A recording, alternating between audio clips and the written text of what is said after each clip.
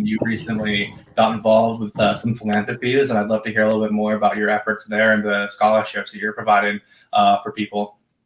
Yeah. Well, to get started with that, man, it's just a trying time in America right now, and my whole objective in life, it makes what the things that make me feel good is making other people happy and being able to lend a helping hand when I can. And I've been doing this ever since I got into the league, so it's nothing new, but it's more close to home for me now because I actually have a foundation, Dope Soul Foundation, to back everything up. And, the NBPA is donating as well, matching me. And the Suns are, putting forth effort to, match my energy as well. So it's just amazing to, uplift the lives of the people who are in the places that I've once lived or, currently live in. So that's just all I'm trying to do. I think that's so fantastic, and I'd love to hear a little bit about that name, Dope Soul. And I'd love to hear a little bit about how that came about and kind of where you kind of got the idea to really get involved, by starting this as your own thing. Yeah. Well, the name came about where I was just living life, trying to really find myself in this universe, and I always knew that I was different. I always knew that I wasn't like my normal peers or the regular basketball player, and it kind of resonated with me that I'm once I kind of just bought in of who I was, and I'm a dope individual. No matter what you say about me, no matter if you read a book by its cover and you don't like the book automatically, I'm still a dope individual, intellectual individual, and I like doing fun things. So, I want to wrap that into a community. So Dope Soul is, it could be anybody, who is like myself or who is, different and wants to, be unapologetically different. So, I just want to reach out to people to let them know that they're not alone. I'd love to hear a little bit about the experience you had. 'Cause I know you wanted to do video calls with the folks who won your scholarship.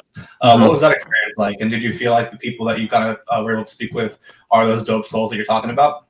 100%. So I had to do the Zoom calls with all the students that got scholarships this year, since I couldn't physically be there, and it surprisingly it went better than I expected. I got to really talk to the kids one on one, whether they were at one area or they were all at home on the individual Zoom calls. I got to really talk to them and thank them, congratulate them, and to let them know that they're not alone anymore. Like they have somebody to call upon if they need help on their journey in life, and that's pretty much an introduction to the family. Once you feel that our energy and you feel our positivity on what we're trying to do, when you buy in, then you're one of us. And it was beautiful to see. So yeah, that was a beautiful thing, man, to see those kids smile, cry, just show emotion. That's so amazing, man. I'm sure it's going to go a long way to helping them. Tell me a little bit about some of the ways that you believe in the next generation, the things that you've seen from the generation, because I know just from seeing all the young folks who have been out there in the streets and some of the posts I've seen on social from people younger than I am, I've been really inspired lately, and I'm curious if you've been feeling the same way. Yeah, man, very inspired. The younger generation, my generation, the generation one above me, we're the future. So we have to continue to just cherish each other, uplift each other, stand by each other. And that's what's going on right now. Like, everything going on in the universe is bringing us closer. And, my generation is leading the charge right now. So I couldn't be more proud, man. And I just want to do whatever I can to utilize my platform and who I am. And, just the little that I can do to help anybody, that's what I'm trying to do, man. So I hope I continue to grow my name, my brand, so that I can help more and more people. But that's just my goal. And I saw that you've got some really cool merchandise as well. I'd love to hear a little bit about the design process for that, and the cool infinity sign with the love, and tell me about some of the iconography that goes into there, and the phrase too, "My soul has no skin," that goes into the merchandise. And it looks like you're wearing it now, right? Yeah. Well, this is it says the soul never dies. This was just some samples that I had made. I sent these out to some close friends in the area. And just kind of just getting the message out, getting the brand out. But we did a launch about 3 weeks ago, of the e-commerce site, dope-soul.net, and it went really well. It was my first time, opening business, and I was very nervous. It's been a long time coming, but it was right. It was the right time. I had a lot of time to put my focus and my energy into, just thinking about how I want to come onto the scene, and it's been a great process so far, and I've got to pretty much just drop some quarantine and chill fits for people to just relax and be in the house and comfortable and just dripping. And that was just my first drop, but everything that you see on the website now is, we're going to continue to grow. We're going to continue to just expand and just just reach for the stars. So we're going to continue to grow as the universe grows. I'll definitely have to get those and rock them with my Converse to get the whole Kelly Oubre outfit kind of matching and everything.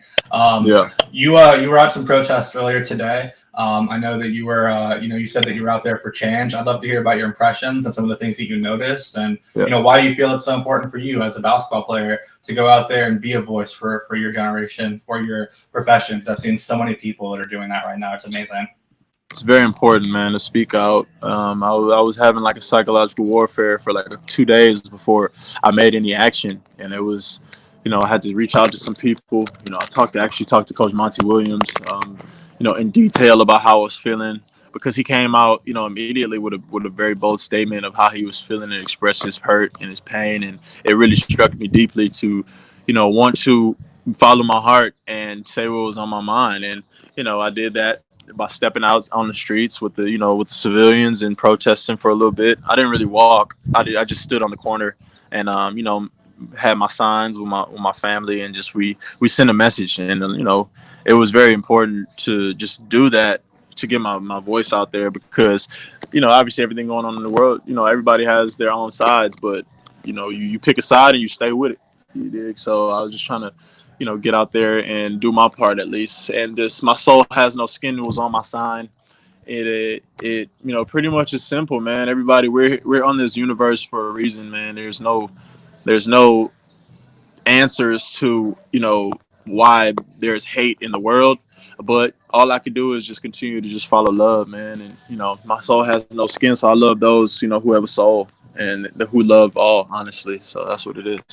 I think that your team has really shown so much of that strength together. I think that you guys all seem to be on the same page all the time when it comes to obviously like the culture that you guys have. I'd love to hear about the ways that you've contributed to that culture since coming to Phoenix, because I think it really felt like it started to change and become more like a unified force in terms of just their presence, right? And I'd love to hear about your role in that and kind of what you did to help kind of create that presence there for Phoenix Suns. Man, honestly, I came in, I was blessed with the opportunity to come to Phoenix and play basketball, the game that I love. James, he blessed me, by just taking a chance on me, after the whole trade with Washington. And ever since then, man, I just tried to, give all my energy and my love to the city of Phoenix and to that organization. And, all I did was just simple as that, man. I didn't go in there trying not to be anybody but myself. The fans are amazing, though they've gone through a lot, so it's a lot of mixed emotions, with the fan base, with the players, but they showed me constant love. I block out the hate, and I just focus on the ones who are really loyal down for the Valley Boys, and I ride for them. I really go out each and every night, and I put my heart on the line for the organization, and that's all I can do. I didn't come and try to change a culture. I didn't come and try to be anybody but myself, and I'm gonna continue to try to grow my game and just continue to be the best leader that I can be, and that's all I can do. But I see a lot of potential in this team, and I want to continue to do my part and help.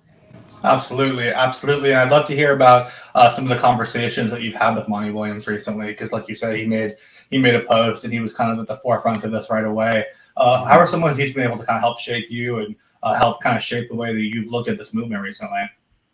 Man, he's been through a lot in life, so I have the ultimate respect for him with any situation, because he's a proven leader, and he made a bold move and letting his voice be heard for pretty much his peers, his fellow coaches, and his players and his kids. Man, it was very respectable, and I can only pray to continue to just grow up and follow the Lord's light. And that's what I was just asking him for guidance upon. I told him I felt down on myself because I hadn't said anything, and he was just like, "Don't do that." because he knows where my heart is, and my heart is in the right place. And there's a message that should be out to everybody. And if you're second guessing yourself, or you're worried about what other people have to say about maybe a message that you're going to put out that's in your heart, don't think about other people, man, because think about the people who are close to your heart and who really care, or who are going to receive that message and be impacted by it. So that's kind of what I got from that conversation. How would you describe the relief that you felt now that you've been able to put that out there? And what has the reception been like from your fans? I mean, how have they been able to show you that they've appreciated the messaging that you've done? And I know that you're also not giving proceeds back to charity for your merchandise. I mean, what are some of the things that you've heard about that? And, what are some of the ways that you were able to kind of feel like overcome by actually stepping through and going through with all this? Well, my fans are amazing. I love them to death. They ride for me. I'm continuing to grow, and they're continuing to grow with me as well. So it's positive feedback for sure. You obviously have people saying stuff is expensive. How are you doing that? How are you charging these prices during this time? Stuff like that. But that's the only negative feedback that I've heard. And honestly, if you're saying things like that, man, when I'm saying this 100% for a cause, then it's bigger than you. It's bigger than what's going on. But I respect everybody who is showing love and support, and we're gonna continue to get better. So I just hope everybody just realizes the energy that we're putting behind this whole thing. Everything we're doing is gonna be for a purpose. So it's bigger than us.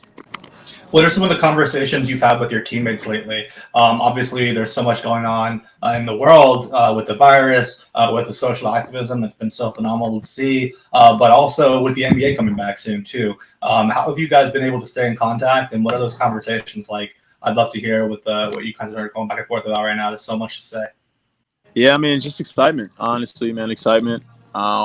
Uncertainty, obviously, there's a different time right now, and we all talk, very frequently.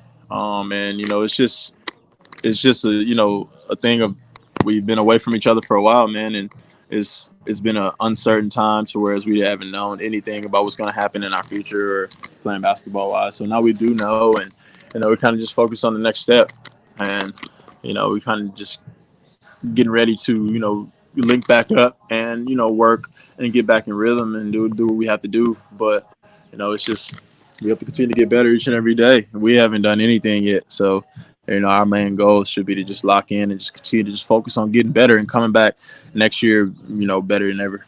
So, how excited are you to be out there in Orlando with the team again and, getting back into the swing of things? I mean, it's going to be a once-in-a-lifetime opportunity to be on this campus, really, where it's just basketball, everything. I'd love to hear about, Phoenix being one of those teams. So I'm really excited for that.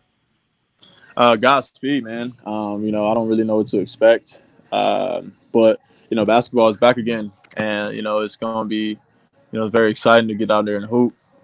So, I'm trying to, control each and every emotion as it comes. I'm not trying to jump the gun or, go ahead and just, be too excited. But, it's going to be basketball, man. Everybody's going to be able to just do what they love to do, play and compete for, that trophy. So it's gonna be a blessing, to see guys back out there. You've had a really impressive season. I'm excited that you're going to be able to keep playing. Again, I really appreciate your time, and I'll shoot you a link when it's up so that we can get everything set up so you can, hopefully get more people interested in the brand and everything. So thanks again for your time. Thank you so much. So I appreciate you. Stay safe. Absolutely, man. Thank you again. I'll talk to you soon. All right, buddy.